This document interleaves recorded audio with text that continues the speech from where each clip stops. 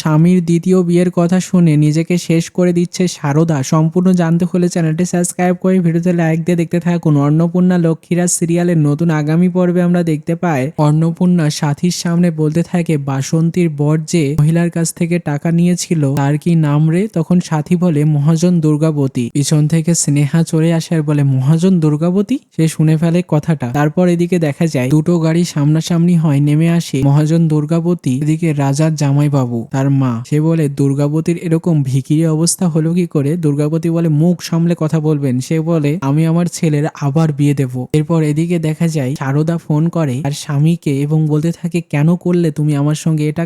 কান্নায় ভেঙে পড়ে সে। এদিকে স্নেহা দাঁড়িয়ে বলে কি হয়েছে দাদা, বৌদি ঠিক আছে তো? এদিকে সারদা বলে তুমি জানো না আমি তোমাকে ছাড়া বাঁচবো না, আমি নিজেকে শেষ করে দেব। এই বলে একটা ওষুধের শিশি নিয়ে দাঁড়িয়ে পড়ে। কি হবে এবার? সারদা কি সত্যি শেষ হয়ে যাবে? কমেন্টে জানিয়ে এখনই সাবস্ক্রাইব করে নাও আমাদের ইউটিউব চ্যানেল। ধন্যবাদ সবাইকে।